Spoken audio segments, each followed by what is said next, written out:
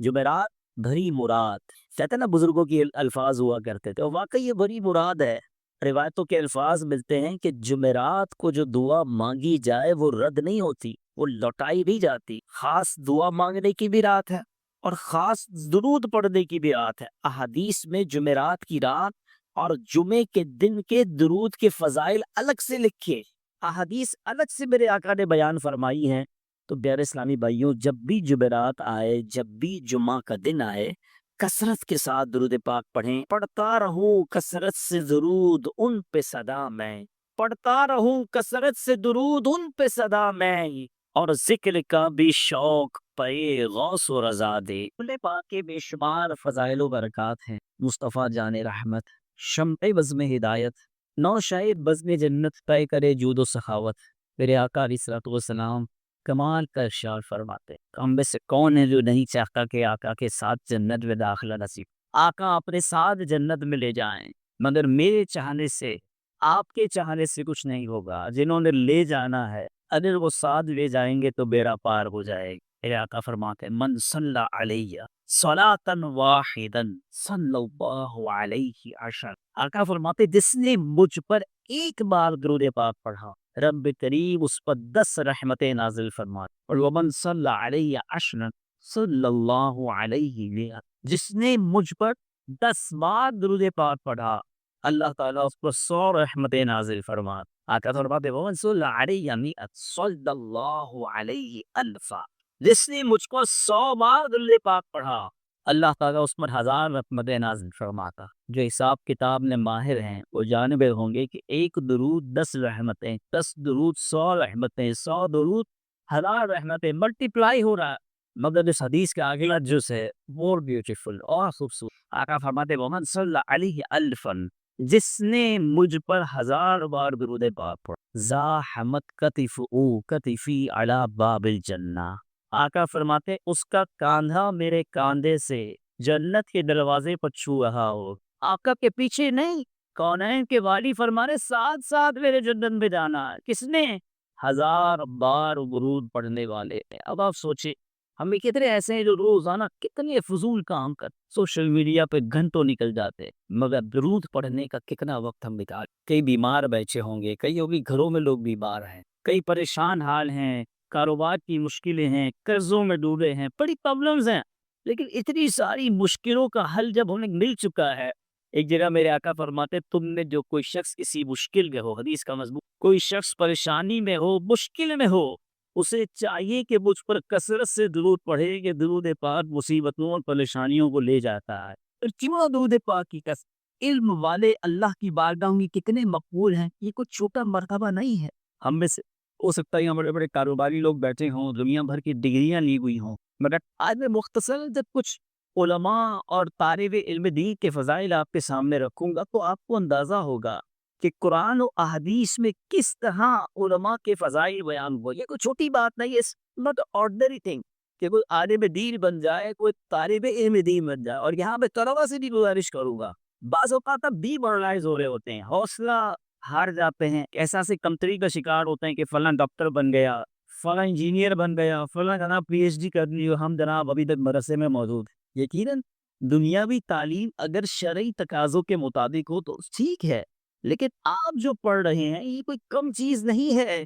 قرآن و احادیث میں جتنے فضائل علماء کے بیان ہوئے، مجھے کوئی ایک ڈاکٹر کی فضیلت بتا دے کسی حدیث میں، کسی انجینئر کی، کسی پی ایچ ڈی ہولڈر کی۔ ہم بھی کہتے ہیں دنیاوی تعلیم حاصل نہیں کرنی چاہیے، شرعی تقاضوں کے مطابق کرے ٹھیک ہے، لیکن علماء کے فضائل، سبحان اللہ، اللہ تعالیٰ قرآن مجید فرقان حمید میں ارشاد فرماتا ہے، وَتِلْكَ الْأَمْثَالُ نَضْرِبُهَا لِلنَّاسِ، اور یہ مثالیں ہم لوگوں کے لیے بیان فرماتے ہیں، وَمَا يَعْقِلُهَا إِلَّا الْعَالِمُونَ، اور انہیں نہیں سمجھتے مگر علم والے۔ اللہ فرماتا ہے ہماری مثالیں علماء علم والے سمجھتے ہیں۔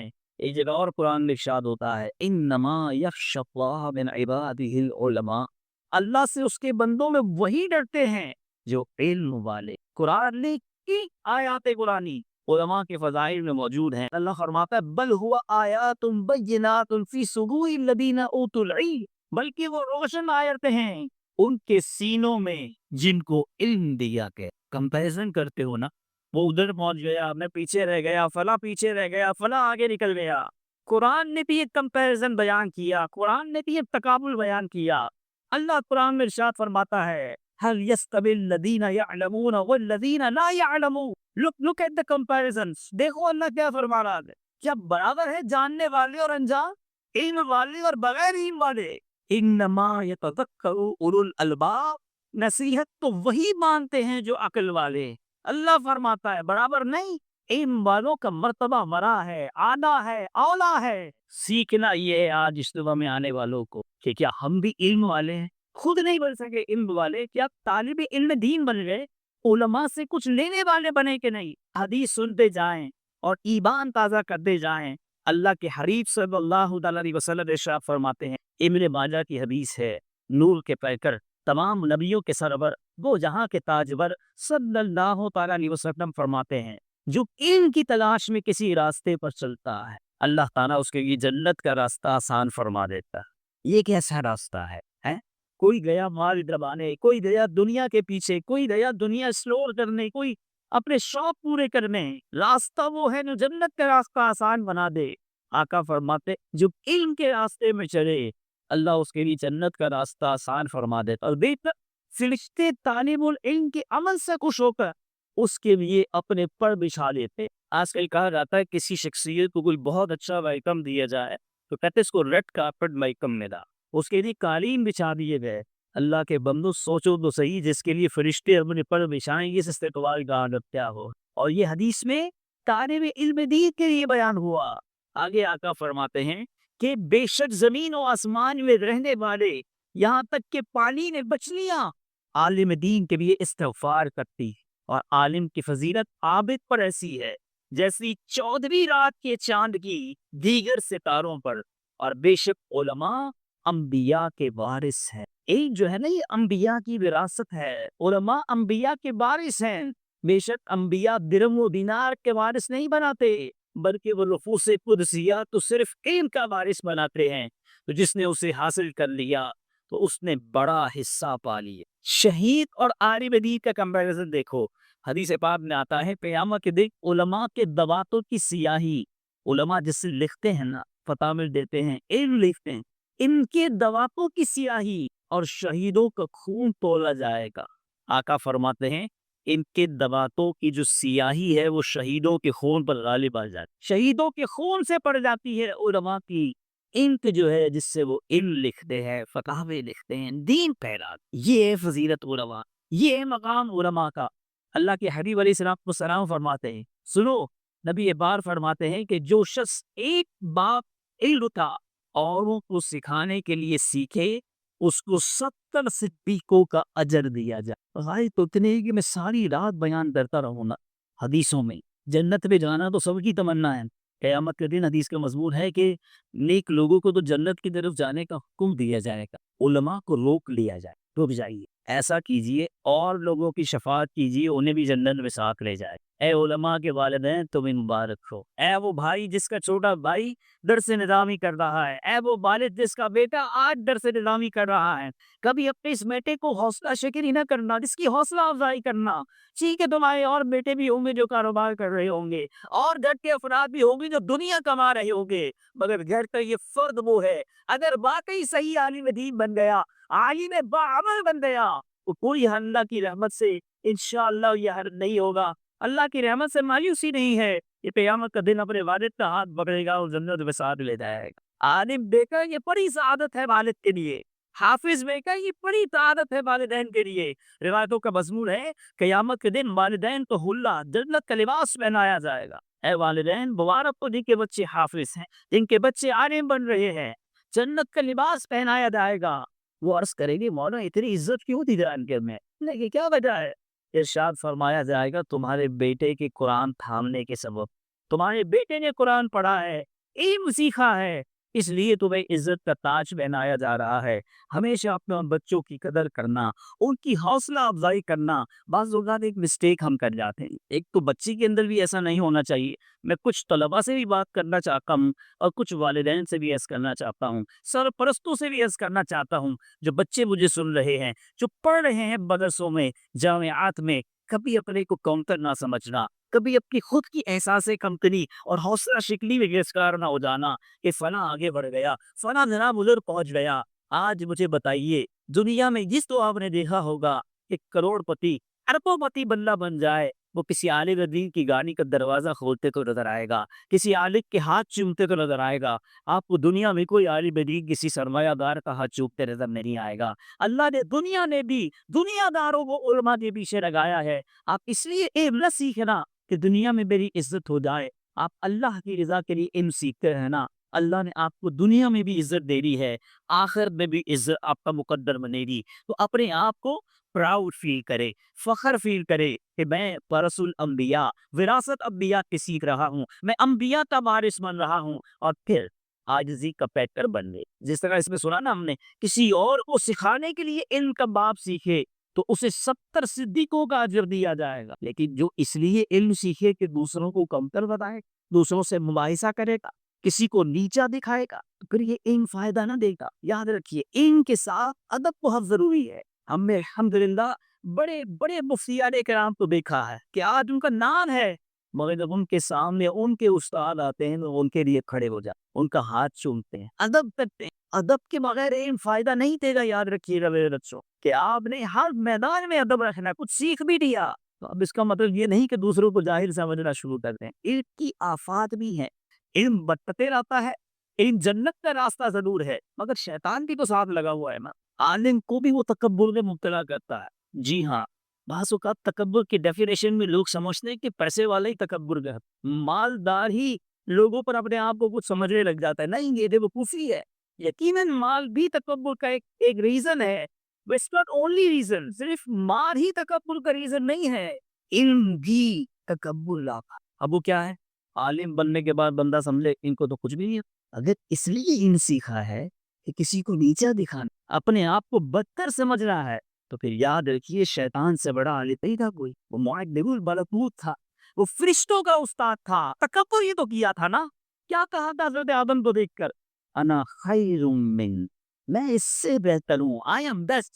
ارے بٹ حضرت سفیان ثوری کا واقعہ، ایک بار اپنے بیٹے کے ساتھ جا رہے تھے سفر پر، راستے میں سرائے خانہ آ گیا اور وہاں آپ رکے اور رات قیام کیا، اور بھی مسافر ساتھ تھے۔ تہجد کا وقت، حضرت بھی اٹھے، ان کے بیٹے بھی اٹھے، دونوں نے تہجد پڑھی۔ بیٹے نے بڑی عجیب بات کہی کہ بابا جان کیسے لوگ ہیں، کوئی بھی تہجد نہیں پڑھنا؟ بہت سوال بدیل، کمال کی شخصیت، ایک دو جملے میں ہمارا مسئلہ حل کر دیا۔ کہتے ہیں بیٹا تم بھی نہ پڑھتے تو اچھا تھا، سوئی رہتے تو ٹھیک۔ تہجد پڑھ کر دوسروں کو کمتر سمجھنے لگے، یہ سمجھیے گا بات۔ علم بھی تکبر لاتا ہے، عبادت بھی تکبر لاتی ہے۔ جو سارے روزے رکھتا ہوں نا، اس کو غیر روزہ دار لگتے ہیں، دیکھو یار ایک ٹائم کا روزہ نہیں رکھتا، میں تو 5 ٹائم نماز پڑھتا ہوں، یہ ایک ٹائم کی نماز نہیں پڑھتا، میں تہجد پڑھتا ہوں، یہ تہجد بھی نہیں پڑھتا۔ تو میرے بچوں ہمیشہ یاد رکھنا، جو فضیلتیں میں بیان کر رہا ہوں، احادیث اور قرآن کی روشنی بھی ملنی جب ہے، جب علم اللہ کی رضا کے لیے جب عاجزی کے ساتھ سیکھا جائے کہ دانا خاک میں بکھ کر گلے گلزار ہو، جتنا بھی بڑا مرتبہ ہو جائے عاجزی کے پیکر رہیے گا، سکھانے والے بنیے گا۔ کونین کے بالی، ان سے بڑا کوئی عالم ہے جس کے صدقے ساری دنیا کو علم بڑھ رہا ہے، تو غلاموں کے ساتھ بیٹھ کے کھانا کھایا کر۔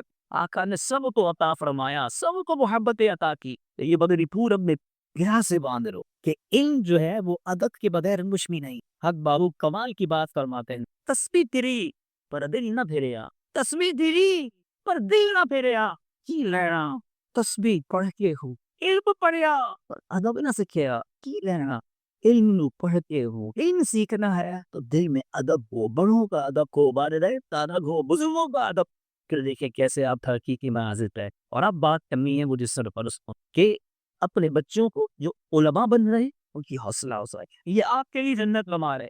آپ کا بیٹا حافظ بن رہا ہے، انشاءاللہ حدیث کا مضمون ہے، جس نے قرآن یاد کیا، اس کے حلال کو حلال جانا، حرام کو حرام جانا، اپنے در میں سے 10 ایسے لوگوں کی شفاعت کرے گا جنت کی طرف جن پر جہنم واجب ہو چکا تھا۔ یہ تو 10 لوگوں کا ٹکٹ ہے جنت کا، اس کی تو خوب حفاظت کرو، اس کے حافظے مضبوط کرنے کا انتظام کرو، اس کو پاتے بھی قرآن پڑھانے والا کوئی ہو اس کا بھی انتظام کرو۔ ایک ہی کیوں عالم بنے؟ سبحان اللہ، ایسے ایسے فضائل۔ چلے آپ عالم نہیں بن سکتے، طالب علم دین تو بن جائے نا۔ علماء طالب علم دین کی فہرست میں اپنا نام لکھا لے، قرآن پڑھنے والوں میں سے بن جائیں۔ نبی پاک فرماتے خیرکم من تعلم القرآن وعلمہ، تم میں بہترین وہ ہے جو قرآن سیکھے اور دوسروں کو سکھائے، ان بہترین لوگوں میں تو شامل ہو جائیں، یا پڑھنے والے بن جائیں یا پڑھانے والے بن جائیں۔ تو آج آئے ہیں دعوت اسلامی کے جامعۃ المدینہ میں، تو اپنے اندر یہ تبدیلی دے کر جائیں کہ سیکھنے والوں میں شامل ہو جائیں، اس پر سیٹسفائی نہ ہو جائیں، مطمئن نہ ہو جائیں کہ گھر میں جناب ایک حافظ ہے، بیٹا مدرسے میں جاتا ہے، میں نے خود بھی سیکھنا ہے۔ تو یہ بات مجھے سرپرستوں سے کرنی تھی، اور اب میں آخری بات طلباء سے کر کے اپنی گفتگو کو سمیٹتا ہوں کہ طلباء ایک بات اور یاد رکھی کہ جس طرح میں نے ادب کی بات کی، عاجزی کی، لیکن اپنے علم پر ہمیشہ نازا رہنا، مال کے پیچھے نہ بھاگنا۔ بعض اوقات لوگ سمجھتے ہیں یار مال ہوگا نا تو دنیا آسان ہوگی، پیسہ ہوگا تو کامیابی ملے گی، یہ بہت بڑی بیوقوفی، اور یہ باقی لوگوں کے لیے بھی کھوٹ۔ مال سے اگر سکھ ملتا ہوتا نا تو کوئی مالدار دکھی نہ ہوتا، مال سے اگر علاج ہو جاتا ہو تو کوئی مالدار بیمار نہ ہو۔ اللہ جتنا دے اس پر شکر ادا کرنے والا ہوا، قناعت عطا کرے اور اس میں سکھ عطا کرے۔ بعض اوقات پتہ کیا غلطی کر جاتے ہیں، ہم برکت کو کوانٹٹی سمجھتے ہیں، جس کے پاس بڑی گاڑیاں ہیں، ملازم ہیں، بڑی کوٹھی، وہ برکت والا ہے، میرے پاس موٹر سائیکل ہے، میں تو بسوں میں جاتا ہوں، میں پیچھے رہ گیا۔ یہ بڑی بے وقوفی ہے، یاد رکھو۔ اللہ کی بارگاہ میں سمجھو برکت کوانٹٹی کا نام نہیں ہے، برکت کوالٹی کا نام ہے، برکت تعداد کا نام نہیں ہے، برکت بیدیار کا نام ہے۔ میں آپ سے پوچھتا ہوں، کیونکہ آپ کا تعلق کم پڑتا ہے، ہم روز ہی امیر ترین لوگوں سے ملتے رہتے ہیں، ملاقاتیں ہوتی ہیں، کروڑوں روپے لوگوں کے پاس، اولاد نہیں، آنکھوں میں آنسو رہ کے ہمیں کہتے دعا کر دیں، 10 سال ہو گئے شاید، ایسے بھی امیر دیکھے ہم نے، اولاد تو ہے، معذور ہے، روز بچوں کو دیکھ کر باپ روتا ہے، اللہ نے نوازا ہے، فیکٹریاں ہیں، بچے معذور، پیسے بہت ہیں، سکون نہیں ہے، نیند نہیں آتی، نیند کی گولی کھائے بغیر آرام نہیں ہوتا۔ بعض لوگوں نے حرام مال اتنا جمع کر لیا ہے کہ وہی حرام مال ان کے لیے ٹینشن بن گیا ہے کہ کہیں کہ میں ادوا نہ ہو جائے، فلاں ادھار دیا ہے، میرا پیسہ کوئی نہ کھا جائے۔ ایک ہمارے کراچی میں بہت بڑی انڈسٹری کے مالک ہیں، ان کے پاس ہماری دوست مل رہی، ان کو ایسی بیماری ہو گئی ہے وہ نوالا چبا نہیں سکتے، لیکوڈ کھانا پینا پڑتا ہے۔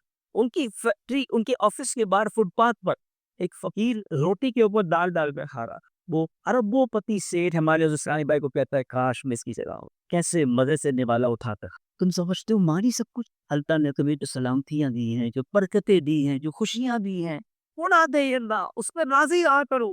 یہ نہ سوچو کہ برکت اس کے پاس ہے، نہیں، برکت اس کے پاس ہے وہ سکون سے سوتا ہے، برکت اس کے پاس ہے جو بڑی بیماریوں سے بچا ہوا ہے۔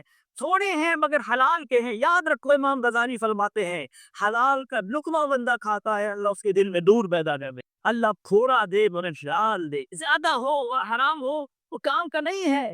ہمارے بہت اچھے دوست نے کراچی میں، ایک بار میں ان کے والد صاحب کو دیکھنے گیا، میں خود حیران ہو گیا، یقین کریں میرے لیے زندگی کا تجربہ تھا۔ میں بہت اچھے لوگ ہیں وہ، مجھے ان سے ملنے گیا ہوں کہ والد صاحب پر فالج کا اٹیک ہوا، بہت اللہ نے مال دیا ہے، بڑی فیکٹریز ہیں ان کی، بڑے بنگلے ہیں۔ میں جب ان کی والد صاحب سے ملا تو ان کا بیٹا بڑا شارپ ہے، ڈاکٹر سے بڑے رابطے ہیں ان کے، میں کہا بتاؤ پرابلم کیا ہے؟ کہتے کافی ساری چیزیں ٹھیک ہو گئی ہے، پرابلم یہ ہے، اب سنیے ذرا اللہ کی شان، کہتے یہ جو دماغ ہے نا، آپ نے بھی دیکھا ہوگا دماغ کی جب کسی کو چوٹ لگتی ہے نا، ڈاکٹر علاج نہیں کر سکتے، کیا کہ چھوڑ دو، خود ہی ہوش میں آئے گا، خود بخود یہ ٹھیک ہوگا۔ آج سائنس کی اتنی ترقی کے بعد بھی اس دماغ کا علاج نہیں کسی کے پاس، پتہ ہی نہیں ہے سائنسدانوں کو کہ دماغ میں اتنی ساری جو رگیں ہیں، جو تار ہیں، وہ کون سی رگ کس چیز کو افیکٹ کرے گی، انگلی بند ہو جائے گی، زبان بند ہوگی، ناک بند ہوگی، پیر چلتا ہے، کسی کو نہیں پتا، وہ چھوڑ دیتے ہیں، خون جمع ہو جائے چھوڑتے، کہتے کسی طرح خود ہی ٹھیک ہو، کہتے فالج ہوا، فالج تو ٹھیک ہو گیا، مگر دماغ کے ایک حصے کا فنکشن یہ ہوتا ہے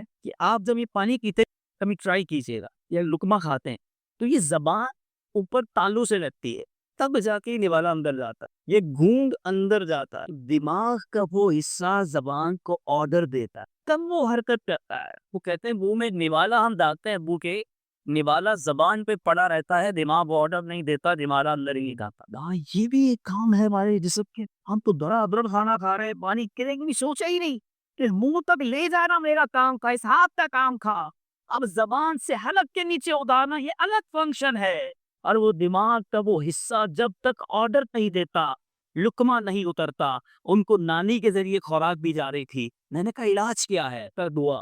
ڈاکٹر کہتے ہیں ہمارے پاس کوئی علاج نہیں ہے، اللہ کی شان یہ ہے جب کچھ دنوں تک دماغ کا وہ حصہ ٹھیک نہیں ہوگا، حلق کے نیچے لقمہ نہیں جائے گا، اب دماغ ایک اور حصے کو آرڈر دے گا، یہی کام کسی اور کے سپرد کرے گا، دوسرا حصہ یہ کام کرنا شروع کر دے گا، اللہ کی شان دیکھو، کچھ دنوں کے بعد اس کے والد پر نوالہ اترنا شروع. فَبِأَيِّ آلَاءِ رَبِّكُمَا تُكَذِّبَانِ. ہر نوالے دے رب کا شکر ہے. اللہ نے مجھے یہ صلاحیت. پھر کہتے مالدار آگے بڑھ گئے.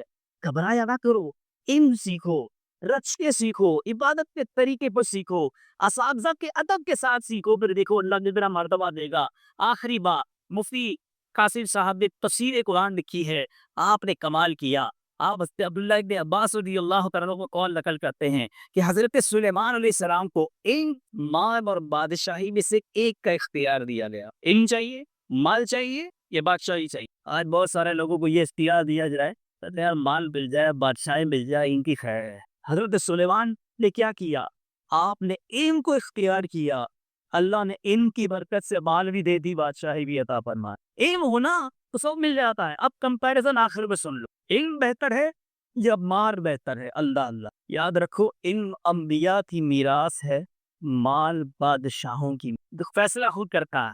آگے دیکھا مفتی صاحب نے، مالدار کا جب انتقال ہوتا ہے، مال وارثوں کا ہو جاتا، مال قبر میں ساتھ نہیں جاتا، علم بندے کے ساتھ قبر میں بھی جاتا. دنیا میں مال کی آپ کو خود حفاظت کرنی پڑتی. زیادہ ہو تو تجوری میں رکھتے ہیں، بینک پہ رکھتے ہیں، گارڈ رکھتے ہیں.